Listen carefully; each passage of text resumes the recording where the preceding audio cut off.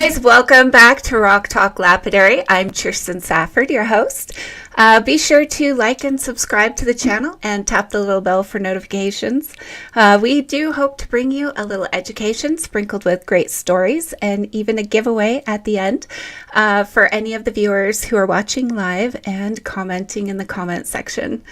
Rock Talk Lapidary is the original campy meeting of like minds. We bring you guests from all over the spectrum, from jewelry designers, miners, to owners of lapidary companies and fellow creators and friends.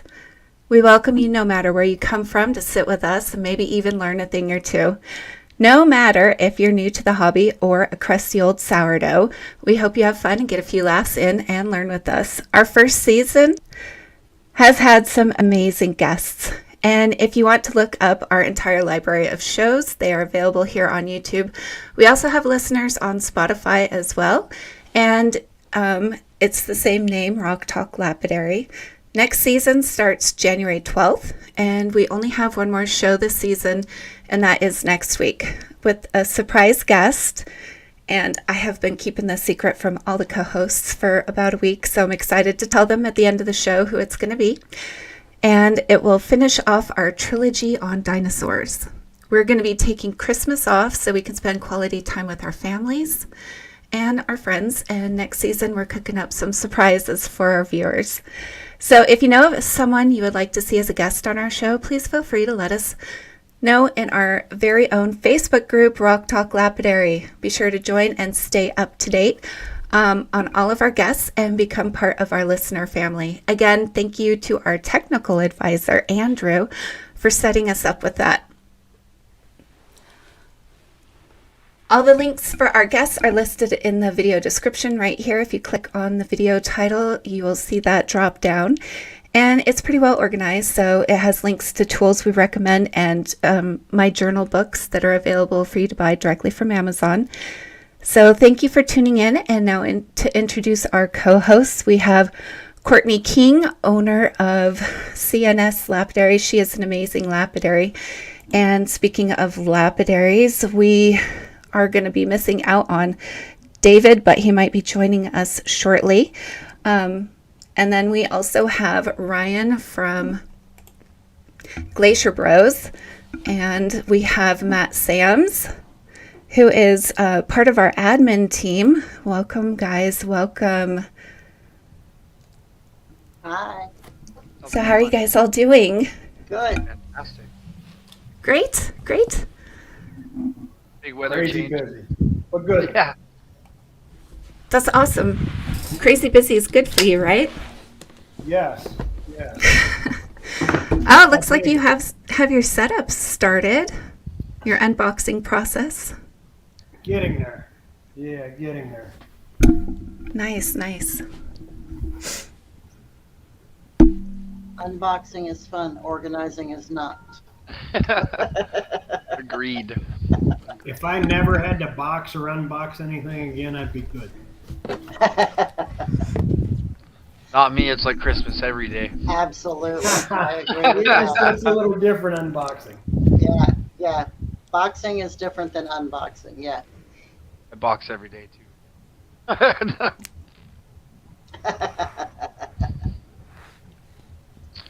Alright guys, so today's guest is Tyree Lamph.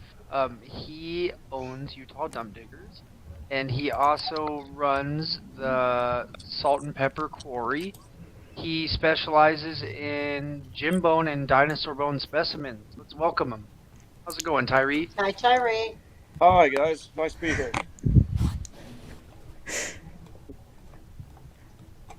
Can you hear me? Yeah, I can hear you, bud. Okay. Can everybody else hear Tyree? How's it going? Yeah, yeah. I hear you. Pretty good. Hey guys, sorry about that. I am in the background, so I have a lot of things to monitor and keep track of here. So I know you guys have it handled. I'm gonna just back out real quick here. Awesome. Why don't we go ahead and start, Tyree, by telling us a little bit about yourself?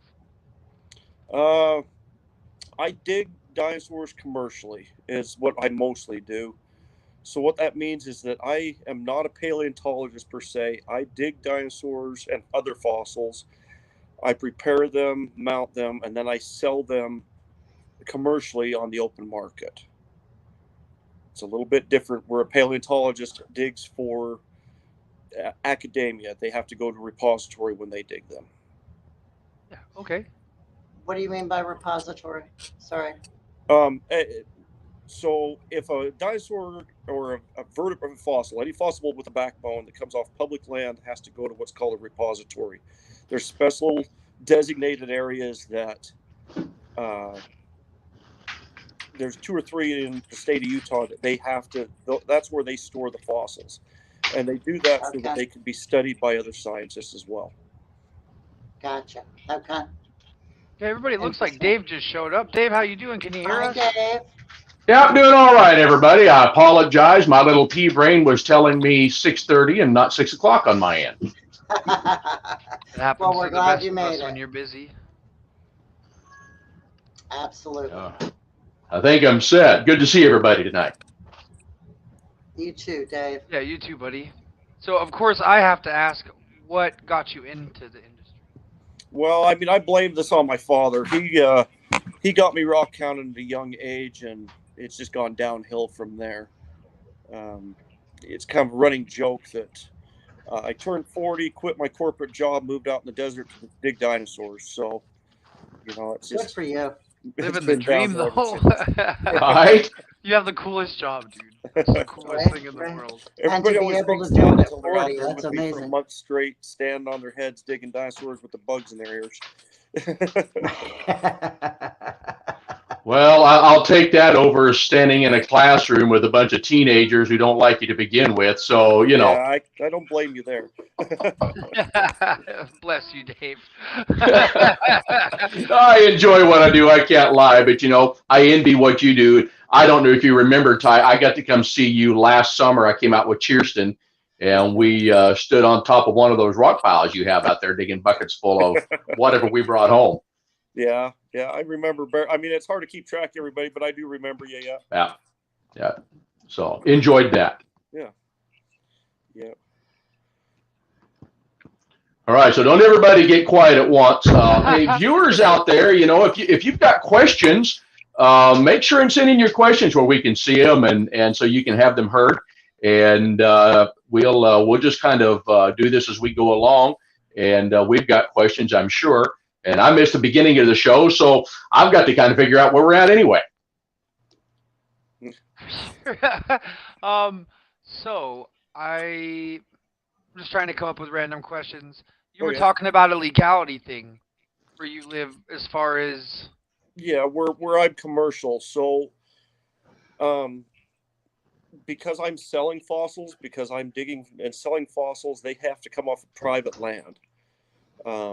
In the United States, private land, it's okay to dig and sell fossils off of property. Now, if it's on public land, Forest Service, state trust lands, BLM, especially national parks, obviously, you cannot dig anything with a vertebrate, anything with a spine, with a vertebra, and sell them. Now, many places like the BLM, you can still dig fossils that are non-vertebrates, trilobites, shells, leaves, petrified wood, things like that. Right. And one of the things we run into in this business is every country has different rules, every country has different laws. So it can be really confusing where it is legal to actually buy fossils from sometimes.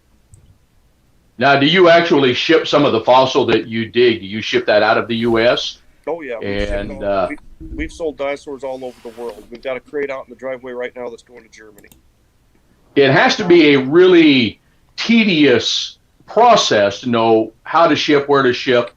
I looked at just some of the stuff that I do, just shipping pop sockets. One was made out of dinosaur bone, and what I came across just trying to get through customs paperwork to get that out of the U.S., I just said, you know something, not worth it to me. It's too small. Yeah, I mean, it's actually not too awful bad, really. There's a few places that are, customs and tariffs and things like that can be a pain. But because they are legal to sell out of the United States, I've not ever had a problem with them not accepting dinosaur bone. Awesome. Ooh, a good question just came up. Where in the world is the highest concentration of dinosaur bones? Where? Oh, geez. Yeah. I mean, it's so the layers are scattered all over the place. The Morrison Formation is well known for having large bone beds. The Kem Formation in Morocco has a huge amount of bones. I mean, that's kind of a hard question to answer because, so like the Morrison Formation goes from Arizona all the way to Canada. There's 1,400 miles, and there's a dinosaur every 100 feet. Wow. So, I mean, I don't know. Wow.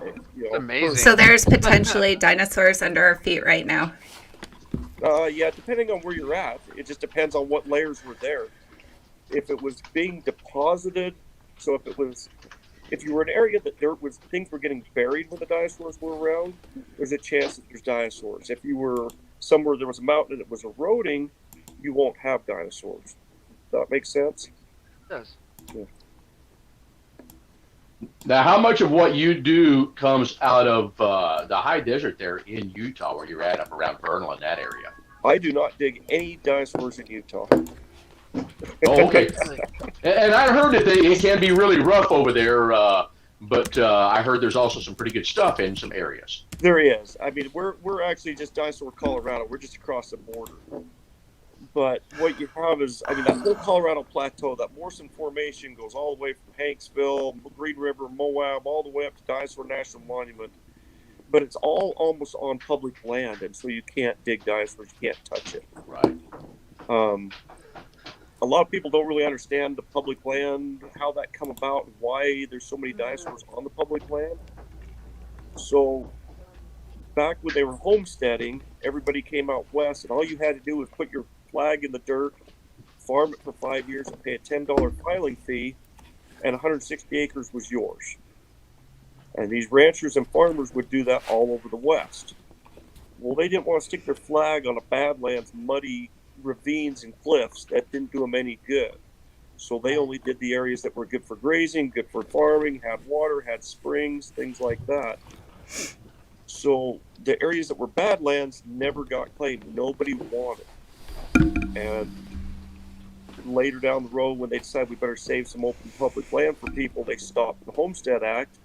The areas that were left were the badlands, were the areas that you could find fossils in because it was the bare dirt. Okay.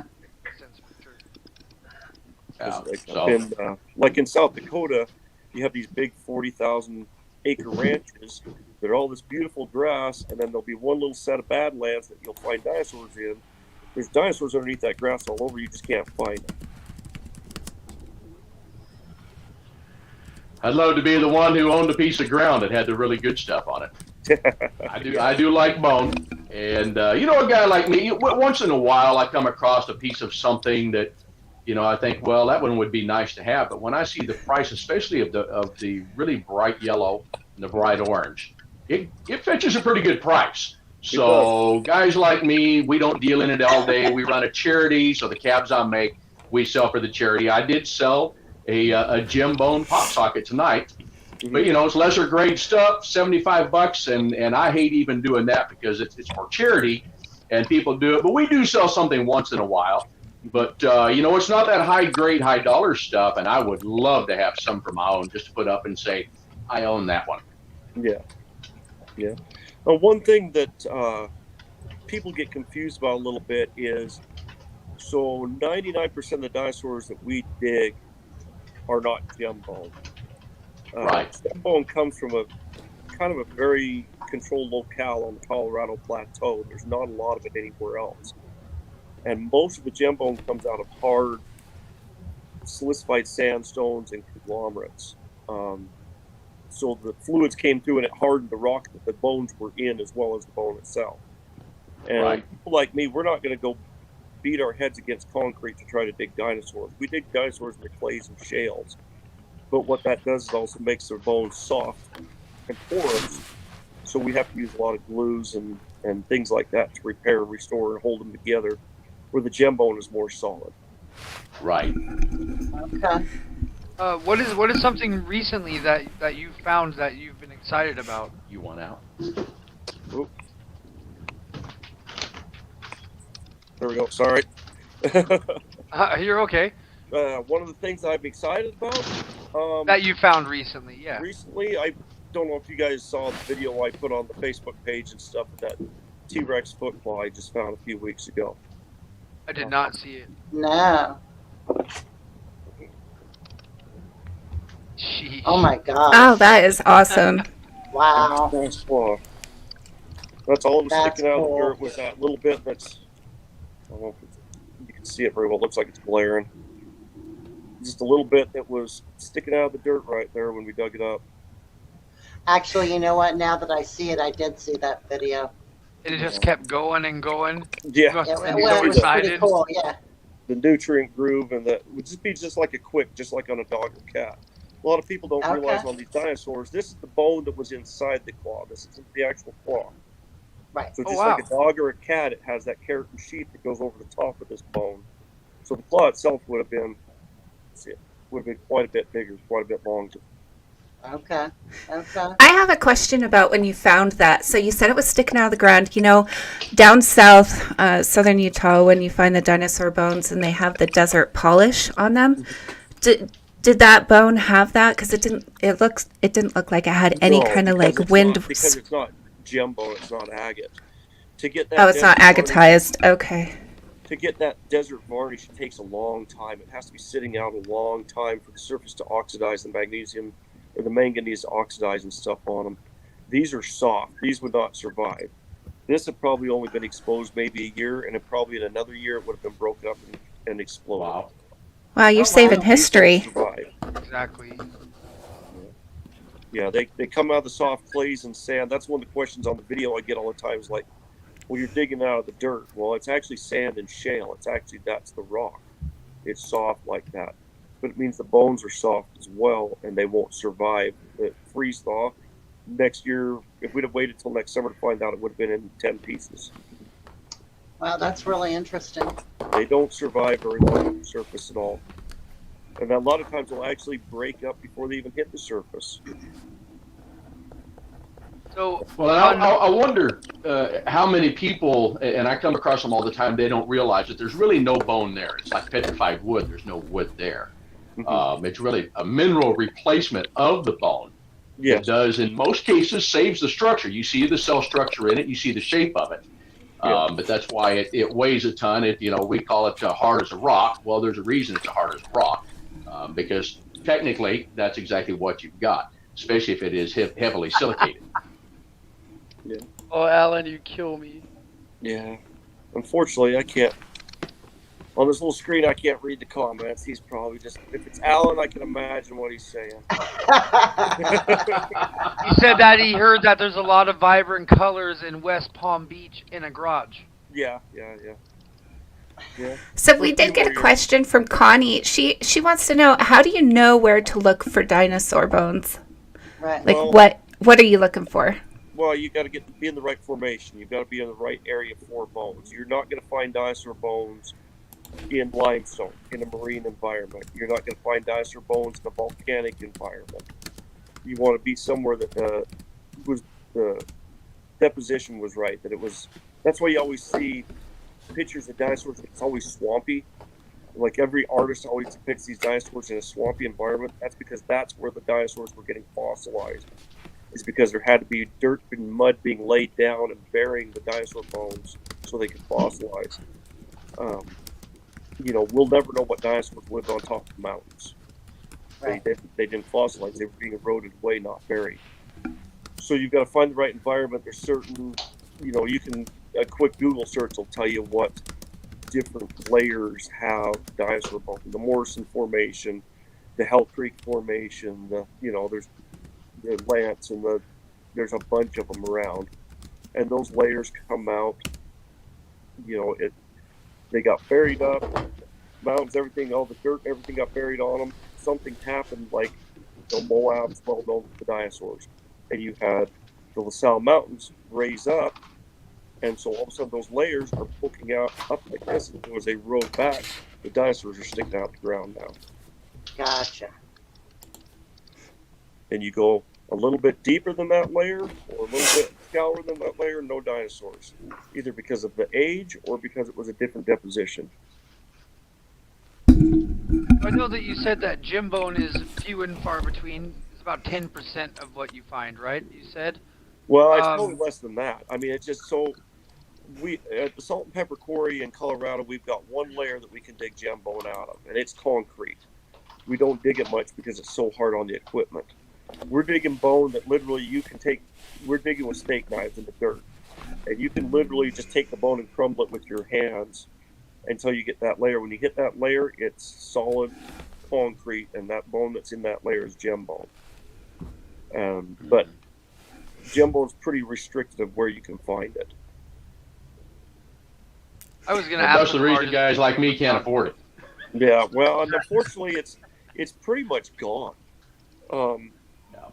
I mean, during the uranium boom, 50s, 60s, 70s, those uranium miners were gathering that stuff up. One, to make a little bit of money, and two, I wouldn't even dream how much of it was getting crushed up for ore or whatnot. But those surface deposits you have, because it comes out of the hard rock, you've got 1 million years worth of weathered out GEMBONE that got picked up in 20 and 30 years, and it's gone. And now it's not only that, but the majority of it was public land, and nowadays you get in trouble if you found it anyway. Right. So what do you suggest that people who are really interested, who want to get a piece of real GEMBONE, where do they look? How do they go about that process? Well, I mean, a reputable dealer is the best way to go about it. I mean, finding it is... I mean, people ask me all the time, where can I go find it? Where can I go find it? If I knew where to go find it, I'd have a lease on the property and be going to find it. It just doesn't, there's not much of it around anymore. Getting somebody like me, or there's other dealers around, or the Boneyard on Facebook is a good place on the weekends to find people selling it. You know, and that's about the only way to really get it anymore, is to buy it. Right. Estate sales. Yeah, I mean, you can get lucky and find a estate sale, or walk into some little hole-in-the-wall rock shop that might have a piece sitting there that they don't have. They've never upped the prices in the last 5 or 10 years. Right. There used to be a rock shop. Go ahead. So there used to be a rock shop on Highway 6 in a town with the name that started with an H. I can't think of it. Hanksville. And I went in there one time. I'm sorry? Shirley's Rock Shop? Is that what it is? Yeah, it was Shirley's down in Hanksville. He was extremely well known for selling dinosaur bone. He passed away, sold it all off. The family sold everything off 2003, I think? 2006? Something like that. Okay. Yeah. Yeah, Yep. there's a lot in Utah. There's a lot of shops that have the GEMBONE. So, but your shop, you're located in where? American Fork, right? Yeah, I'm in American Fork, yeah. Okay. And you're 7 days a week? Yeah, 7 days a week, 9 to 5, 7 days a week. It's pretty straightforward. We got a little bit of everything here. So I have probably 20, 30 pounds of stuff that I've bought over the last few years that is really highly silicated. It is sold as GEMBONE. I mean, it needs no gluing. High silica content. It comes out with a beautiful polish. It's more of the drab with a little bit of red or a little bit of yellow here and there in it, some orangish. What would you say to people who go to places and that is sold as GEMBONE? What do they talk to the people about? How should they deal? What questions should they ask? Well, I mean, is it agate or is it calcite? It's agate. The stuff that I have is. Yeah, I don't know if anybody's really defined what GEMBONE is exactly. To me, GEMBONE is agatite bone. It is agate. It's not calcite. But you could also argue that calcite bone is hard enough to cut and polish, so that could be considered gemmy as well. But to me, the bone that can be cut and polished and used for jewelry is what would be considered GEMBONE. So it should be hard, it should be solid, it should be heavy. It's a lot heavier than normal bone. You won't have open porous areas, you won't have open cells. I mean, that's So when they're looking around, does the desirability of color and features, does that play into the price they should, expect to pay for? Oh yeah, for sure. The color makes a huge difference. There's a lot of just tans and browns out there, not very bright colored bone. To me, the best way to tell if it's good bone is if you can stand 5, 6, 7 feet away and see that it's bone, you can see the cells, then it's good bone. That good dark webbing that highlights the bright colored cells is the selling point. So there's a difference in the difference of the cells themselves then that also set that tone for the pricing of the quality they should be looking for. Agreed. Yeah. Okay. Yep. Ty, how rare would like a solid green gembone be? Most of the greens seem to be soft. Very good, solid, glassy green is hard to come by. And green that has dark webbing, so it highlights the cells, is even rarer to come by.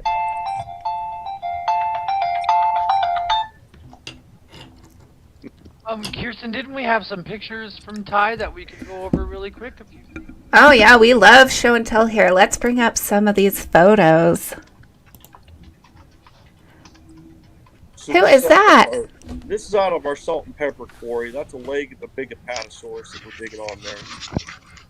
That leg, Wow. that leg was 14 foot 6 inches tall when it was stood up. Wow. Beautiful. What did you do with it? The shoulder. That's just at the hip. Are you digging out a whole dinosaur here, or is it just did you just happen to find just the leg bones? So what happens especially in the Morrison, you get is these log jams. You have these big river floodplains. Let me back up a little bit. You had mountains that ran through western Utah and Nevada, great big tall mountains. And during the Morrison, 150, 160, 170 million years ago, the middle of the country the ocean actually came up through the middle of the country, all the way to Canada. It was almost split the country almost completely in half. So you would get all the water that ran off those mountains in Utah and Nevada and run out into that ocean. And what the Morrison Formation is a big floodplain, like the Mississippi River Delta. You had all those little alluvial streams, all those little meandering things that would happen all over.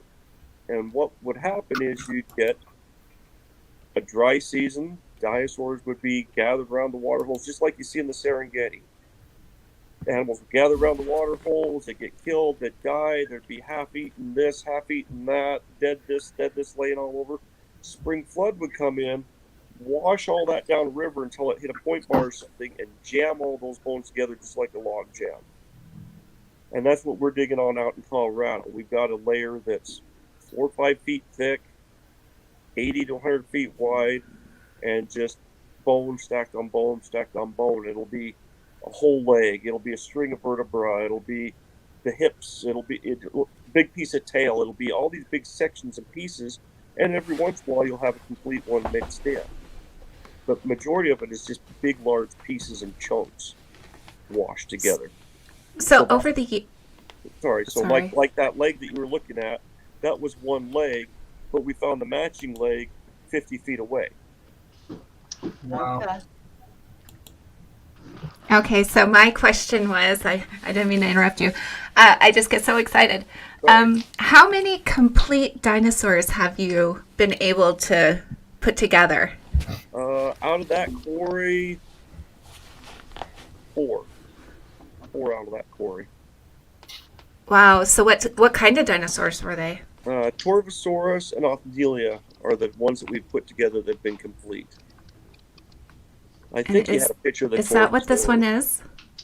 That's the Ophelia. That's a little 6-foot pissed off turkey with a tail. I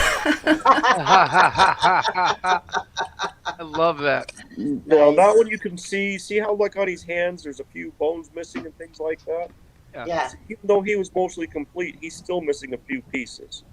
Right. Now, one thing that's interesting about him is look at his skull. Everybody always says, I found a skull, I found a skull.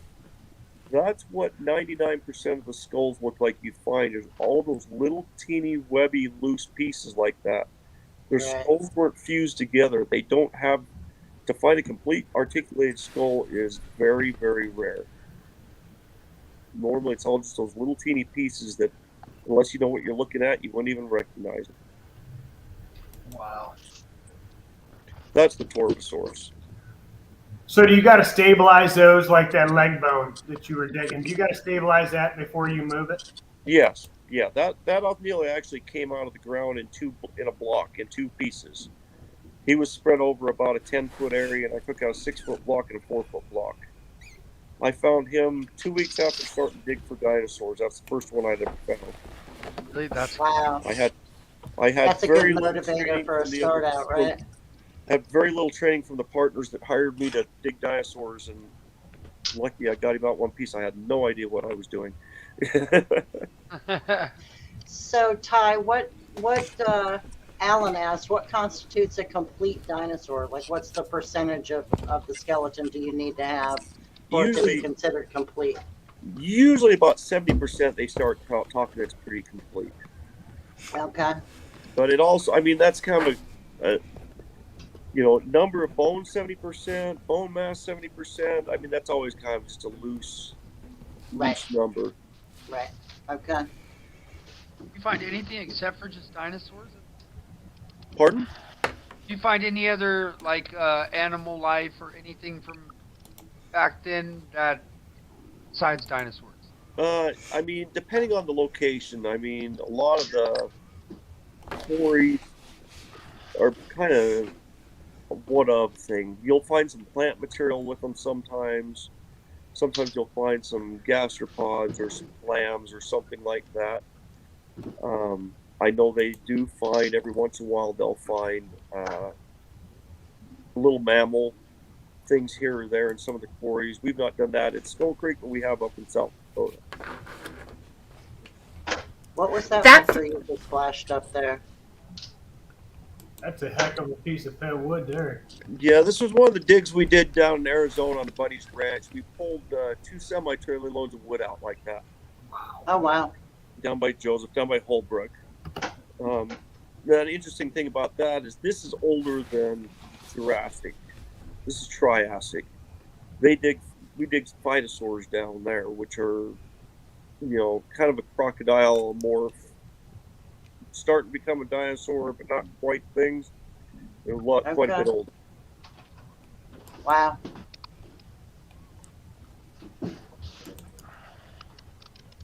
Everybody, we call this the sexy bits. Everybody likes the teeth and claws on dinosaurs. Heck yeah.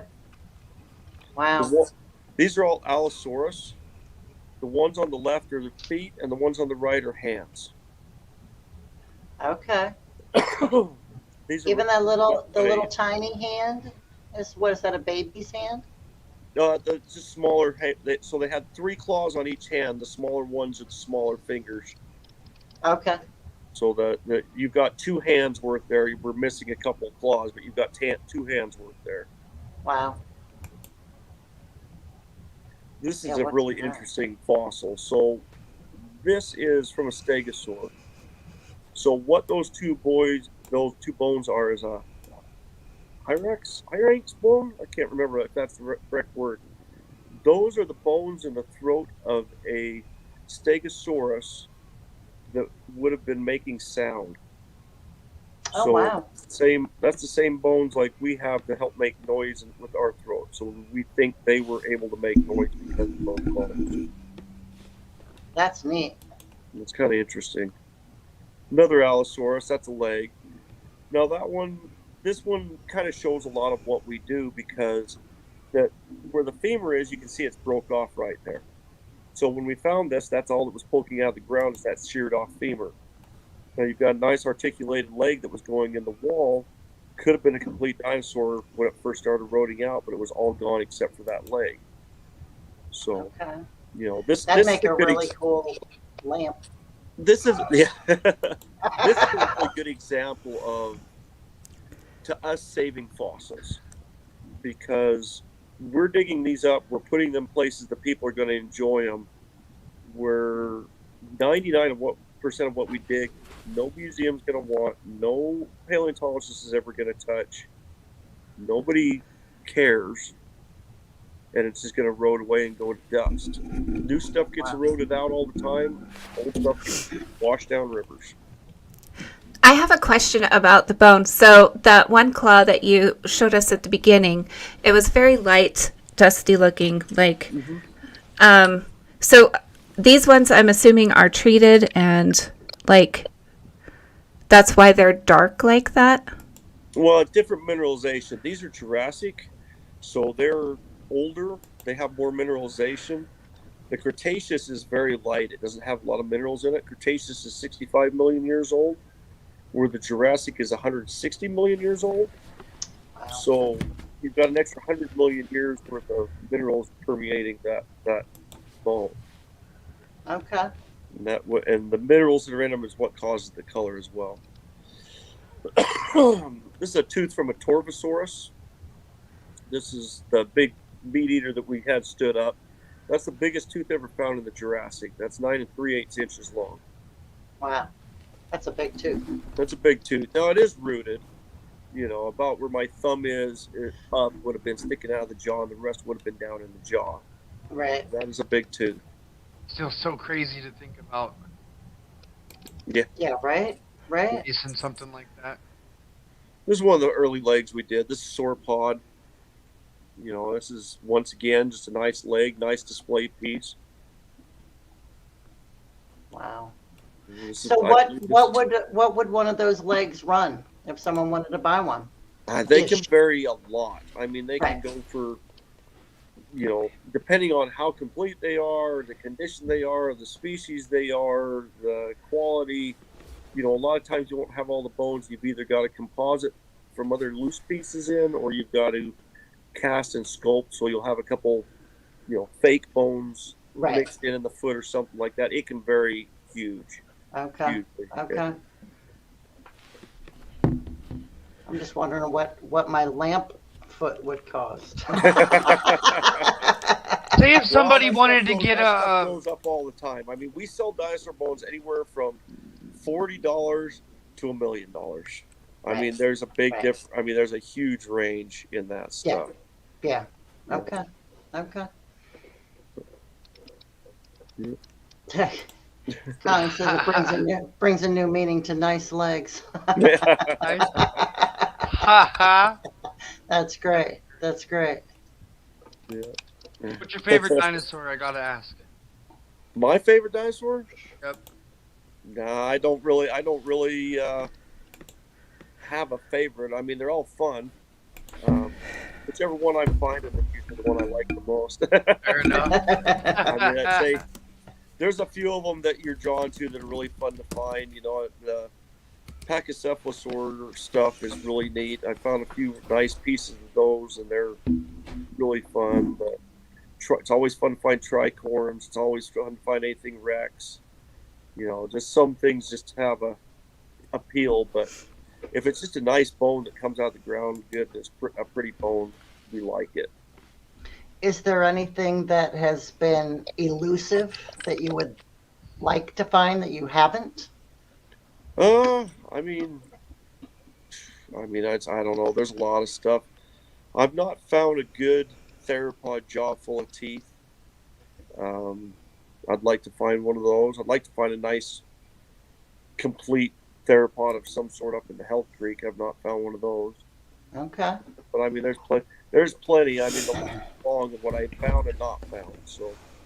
Right. Right.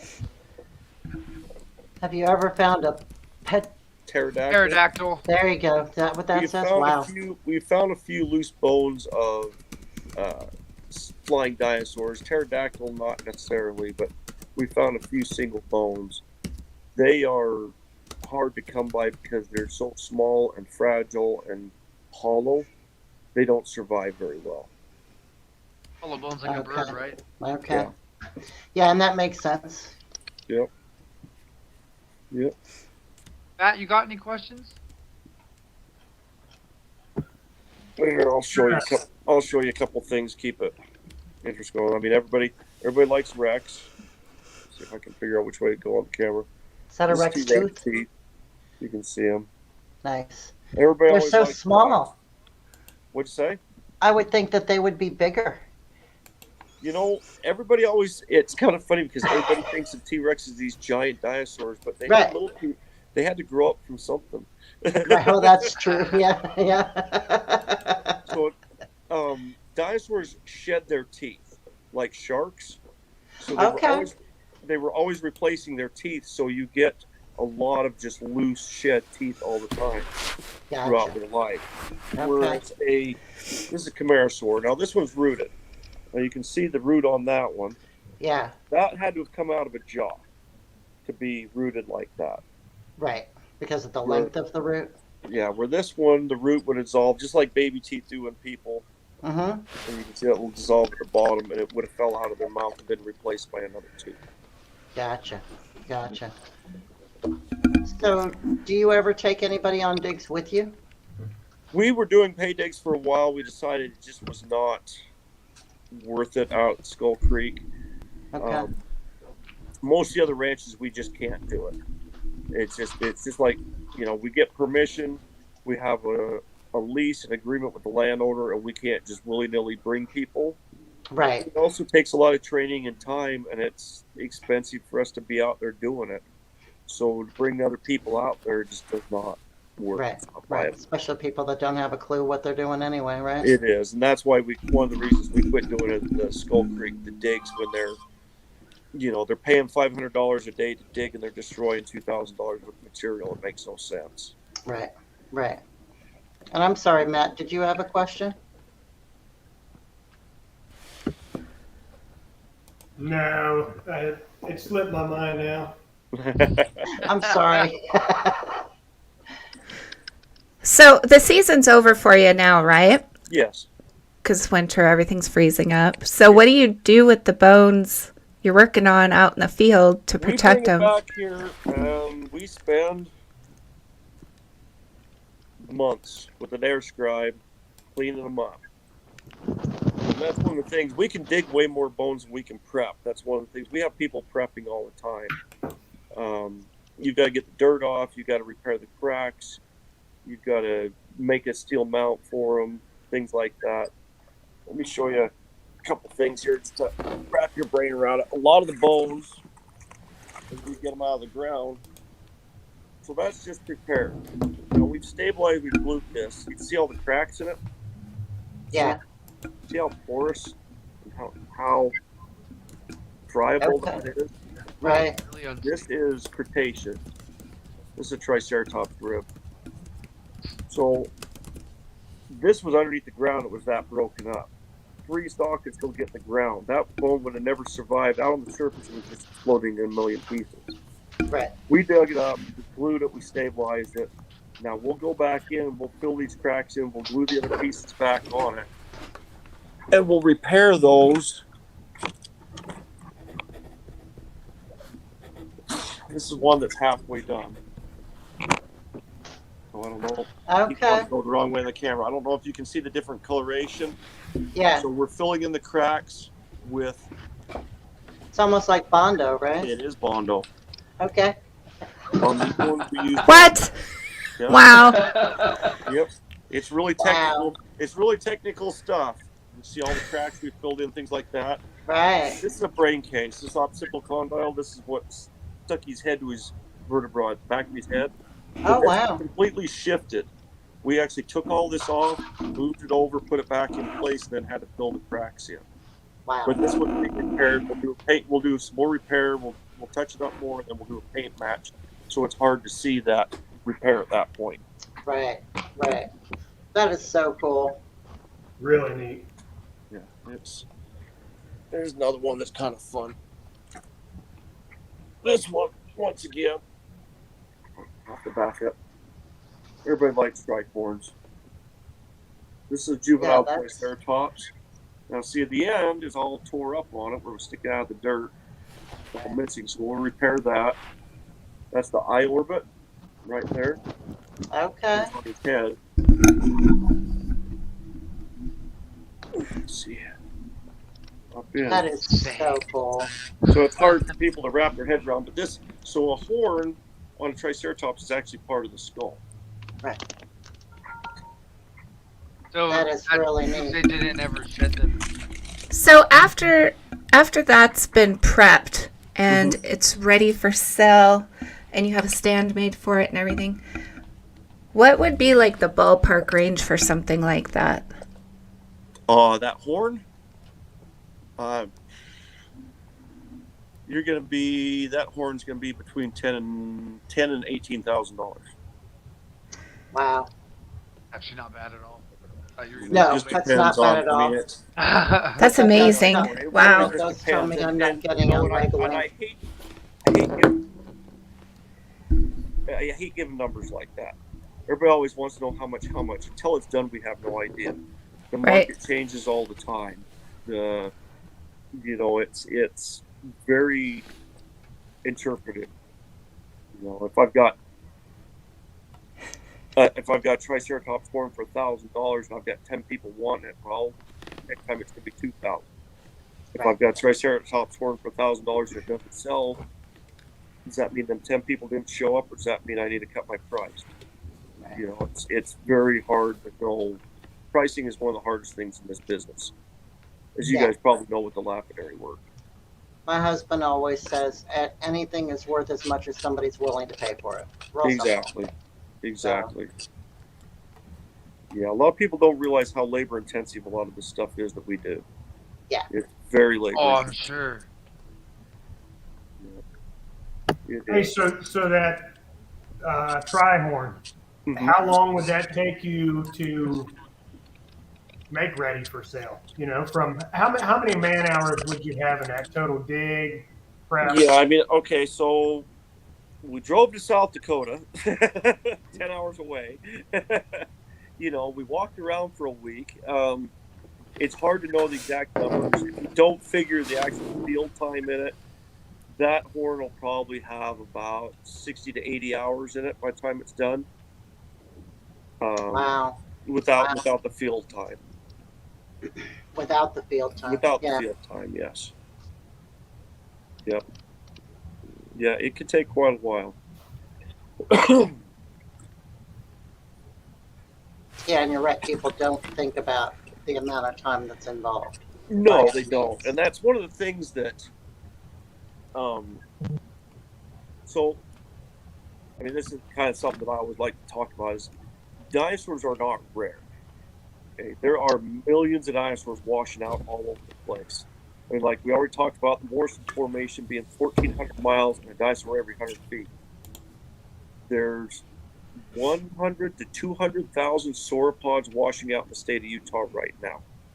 I can find you a dinosaur in 10 minutes on public land. You can't touch them. In literally 10 minutes, I can find you a dinosaur in the right formation. They're everywhere. You have to be in the right area. You have to know what you're looking for, but they're there. But we don't have enough paleontologists. We don't have enough places to put them. Where are you going to put 100 sauropods? Where are you going to put 180-foot dinosaurs at? There's not places to put them. Right.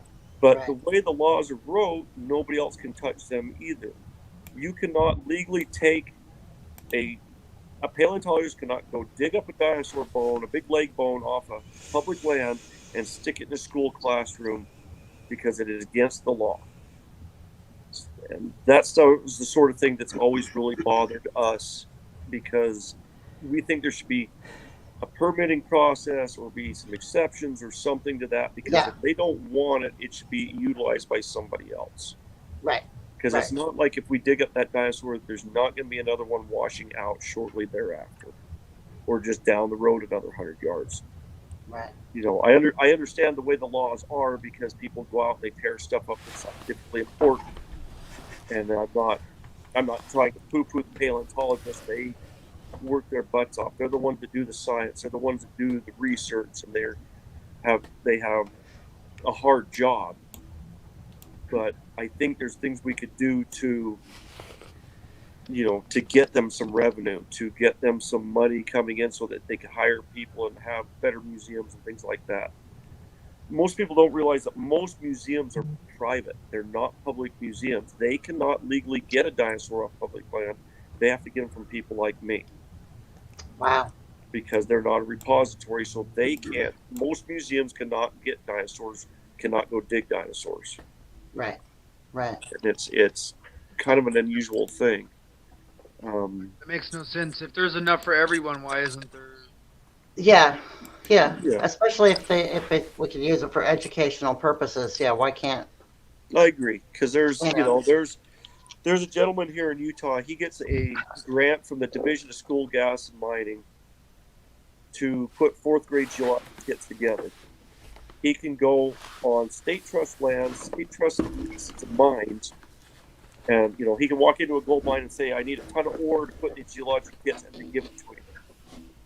He can't do that with dinosaur bone. He has to get it from somebody like me, Right. even though it's laying all over on state trust lands. Right. Right.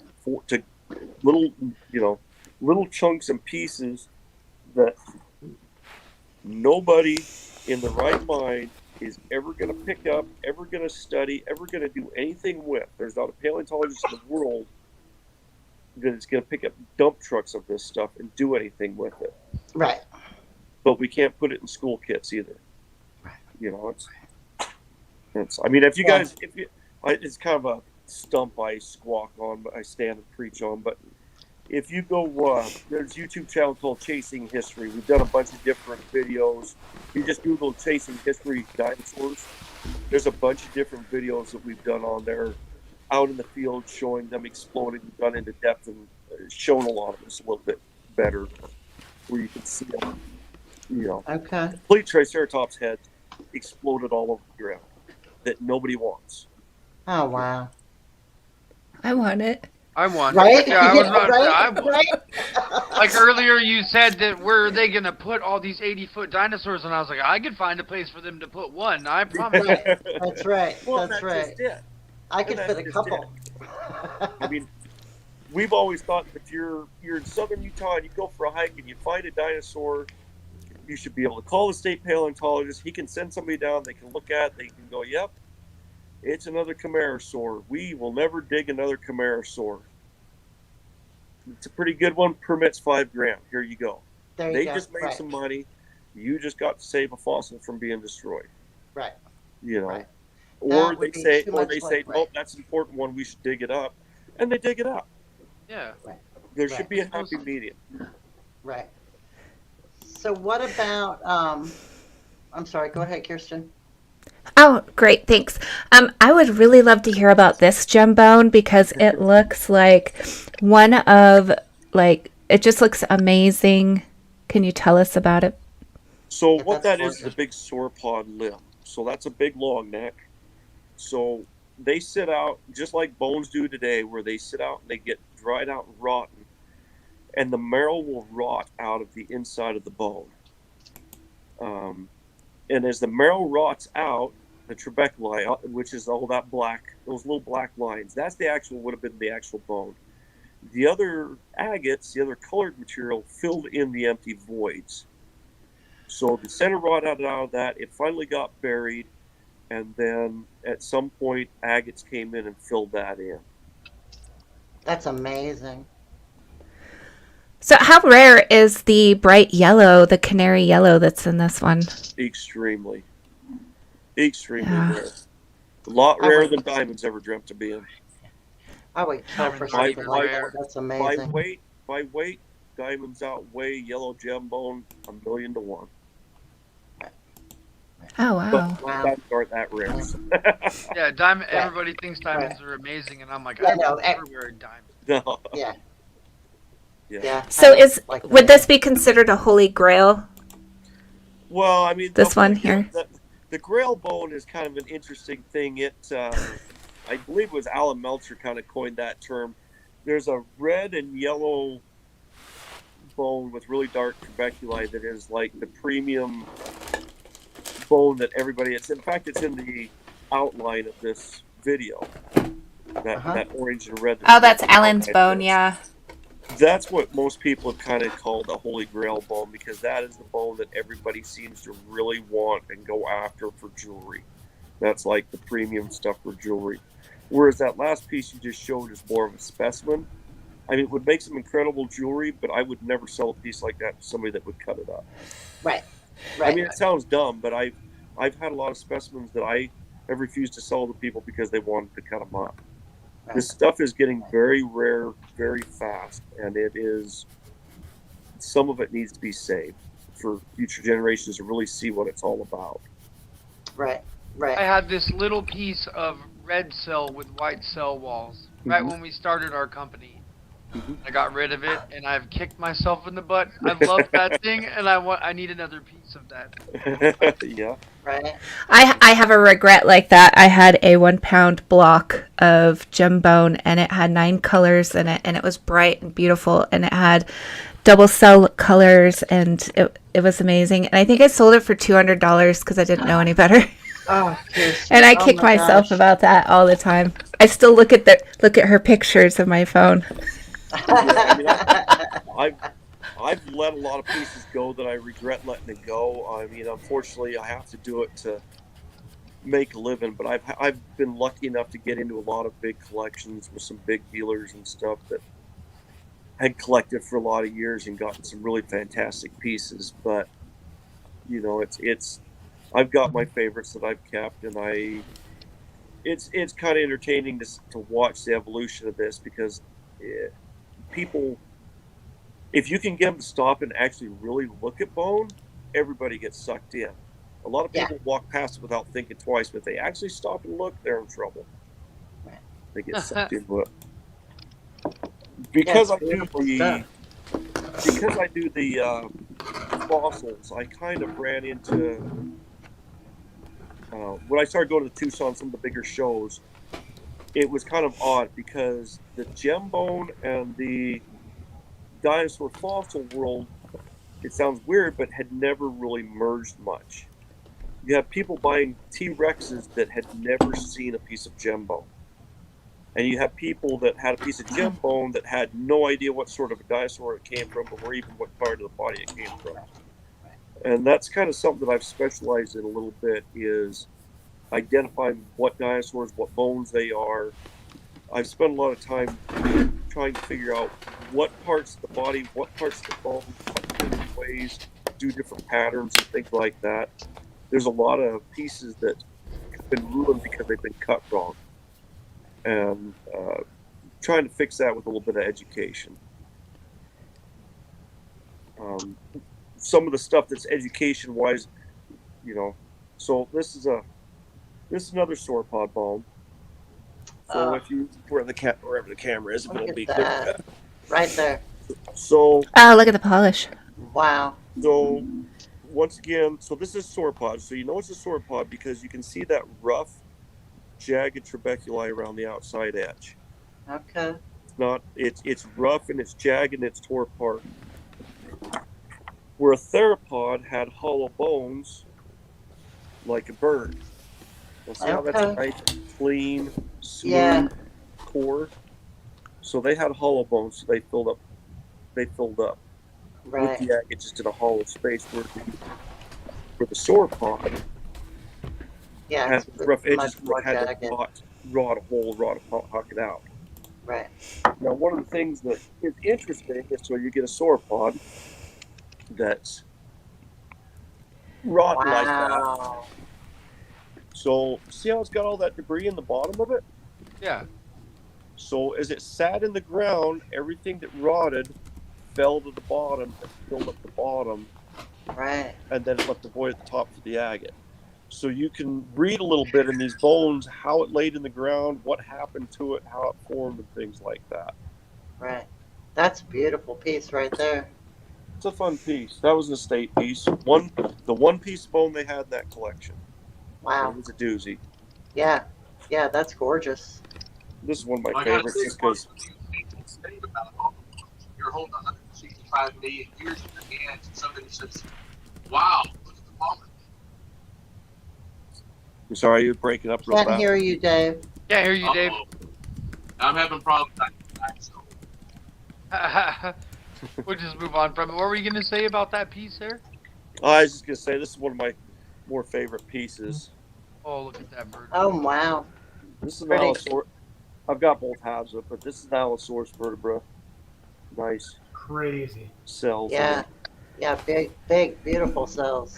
So that's one of those that you were talking about earlier, that if you walk away from it, you can see from 10 feet away that that's a bone, and that Yeah, that no, has this those was- beautiful yeah, I mean, cells and the colors. You can see the colors and the cells in it a little bit. I should have brought an example of some of that to show you a little bit. I had my brain wrapped more around the fossil end of it than the GEMBONE end of it tonight. Yeah, I think we're all like lapidaries here, so it's just like, oh, we want to know all about the GEMBONE, but Yeah, we that also all want to makes know sense. about, you know. That makes Dinosaurs sense. in general. Yeah. Yeah. Yeah. So we did have a question. Do you ever find coprolite? Yes, all the time. And how do you know it's dino dung? I mean, there's a couple different ways to tell. I mean, it sounds funny, but some of the coprolite is pretty turbulent. I mean, it sounds really stupid, but especially in the Jurassic, or I mean in the Cretaceous, where it's better preservation, you can see sphincter marks. You can see piles. You can see, I mean, it's very obvious. You can see bits of bone or pieces of organic material in the coprolite. Yeah, like that. Matt's got a piece there. Yep. Yep. Now, the Jurassic coprolite, because it's been replaced with agate, is a little bit harder because it's harder to see the organic material in it. There's been a debate for a lot of years because a lot of the stuff that they say is coprolite from the Jurassic is probably not coprolite. But it's very, very hard to tell apart. Okay. Very interesting. Yep. Can you tell by looking at it, like externally? Can what now? Can you tell by looking at it how old it is? Whether it's actually dino poo or some other? Yeah, well, I mean, so if I'm finding it, it has to come from that formation where I'm at. So, you know, we're not walking riverbeds or creek beds where stuff's washed 100 miles to us. We're walking the Badlands where it's actually coming out of the ground.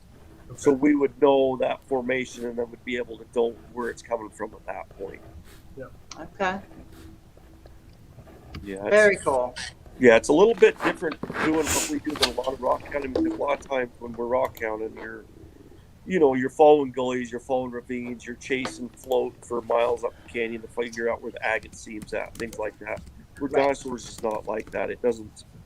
The majority of the dinosaur doesn't survive on the surface long enough to walk that far. So we're walking up and down, back and forth, badlands, little cracks, and little gullies, and little things all over the place. Okay. Okay.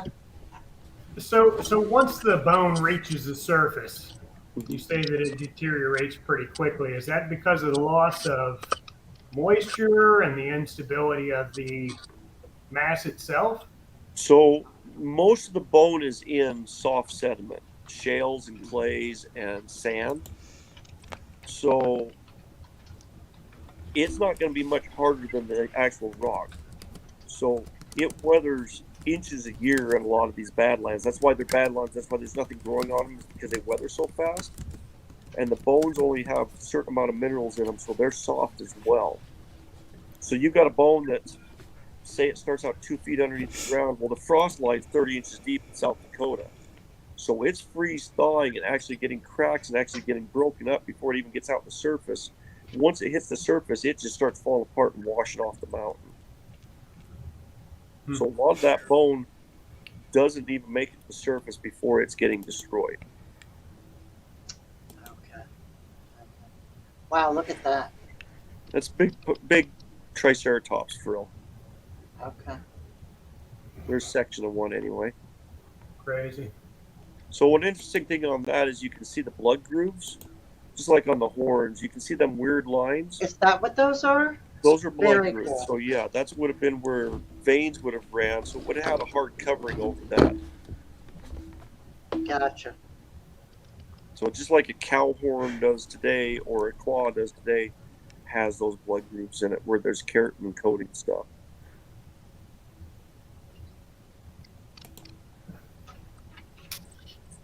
That's Allosaurus. So that picture with the 10 claws that we were looking at earlier, that's where they all win, is on this guy right here. Okay. Definitely see the 3-finger with the small one. Yeah. So it's kind of interesting because an Allosaurus has those big hand claws, where a T-Rex is twice that size, but they have a 2-3 inch hand claw. They have little teeny hands, little teeny short claws in their hands. Okay. Kind of fun.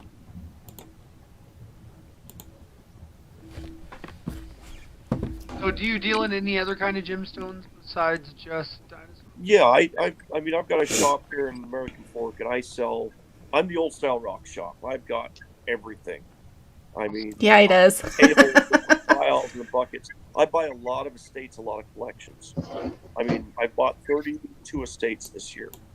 Wow. I bring in tons of material. I've got every type of agate, petrified wood, you name it. I've probably got it down here. And then we do all the usual metaphysical and crystals and stuff like that as well. We go trade really nice dinosaurs for sparkly stuff at the big shows and bring it back. That's great. So, besides dinosaur bone, what is your favorite gemstone? I ask every person I know. Clay Canyon Veracite. That's what actually got me into buying estates. I'd go get a piece real quick, but walk me off camera for a second. But it's we grew up about 30 minutes away from where the mine was, so as a kid, would run around out there with my dad, would pick up little scraps or pieces off the mine dump. It's pretty dug out. It's really hard to get in anymore. It's a hard to find thing.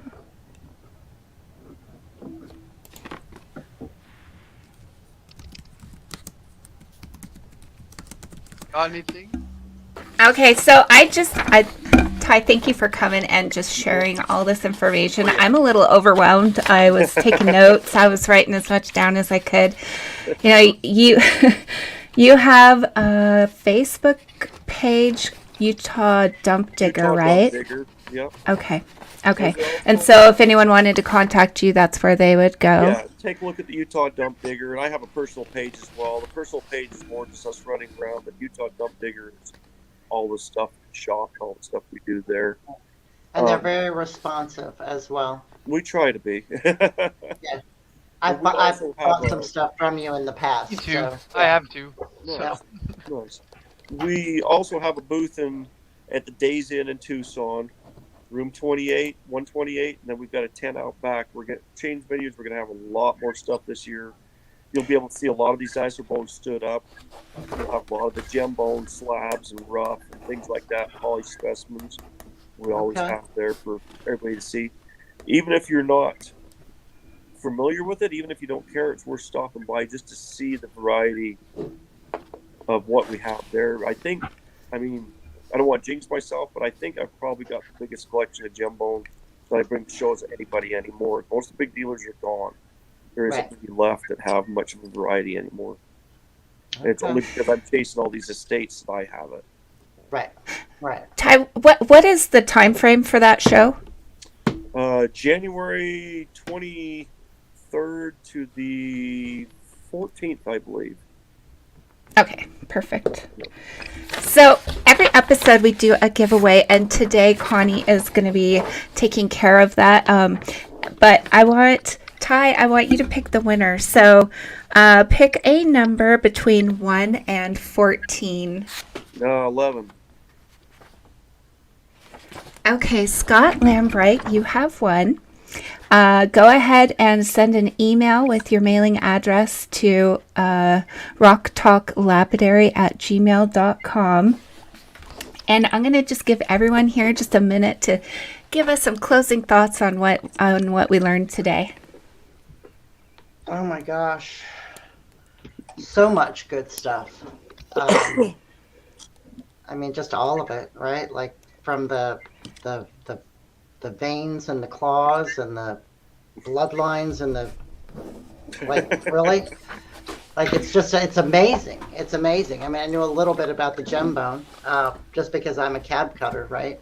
So I know a little bit about GEMBONE, but to learn a whole lot more about actual fossils and digging has been amazing. So definitely appreciate you coming. Yeah, thanks.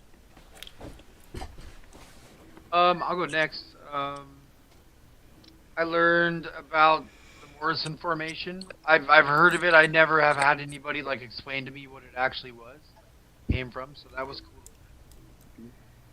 You know, I think you have the coolest job. Everybody, I saw things popping up with people asking, "Were you happy leaving your corporate job?" Like, are you kidding me? Like dinosaur bones for a living. Do you think? Yeah. No, that. You have the coolest job. Yeah, it's kind of funny. We go out someplace and 40 miles down a dirt road in South Dakota somewhere for a month, and then come back to reality. Yeah, I'm very happy I left. I don't want to come back. Right, there you go. What about you, Matt? I tell you, it was really neat to me. I'm down here in Florida. We don't have many dinosaurs down here that you're going to be digging. I mean, we've got the phosphate pits, right? But Yeah. that's a little bit different. Yeah, so the whole thing was really, really interesting to me. I'm a collector more so than a pounder or a hunter. It's just not around me a whole lot. I walk the beaches and comb for shark's teeth, but meg teeth. But that's about all that we've got access to right now. Yeah. So yeah, the whole thing was pretty neat to me. So for you to wrap your head around it, the phosphate beds are not much different than the dinosaur beds, just a different age and a different environment. It's just the same. A lot of it's the same thing. Just walking just like that and finding shark's teeth is just like finding pieces of dinosaur bone. It's about the same degree of about the same. You find it about just as often as well. Okay.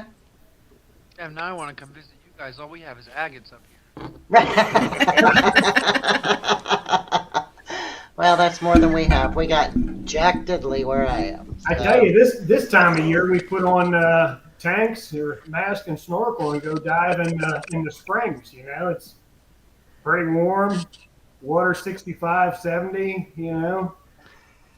75 degrees outside. Land up here doesn't know what 65 or 70 Right, is. right. Ryan's up there in Michigan under 3,000 feet of snow.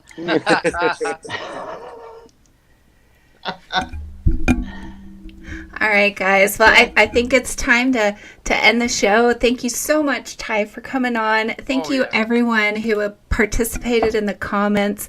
Yeah, Scott, you won. Congratulations. Be sure to send that email over to Rock Talk Lapidary with your mailing address. And yeah, just such an exciting show, and thank you so much. I do want to announce who's coming on next week. I'm super excited. I love this guy. So it's really funny because I wanted to do like a trilogy on dinosaurs. And so next week we're going to have Mark S. Anderson on, who is like my favorite person for dealing with lapidary and GEMBONE. So that's going to be awesome, you guys. Haha. Didn't I just book Mark Anderson for next season? That doesn't even make sense. It's a joke. I already had him booked. That's So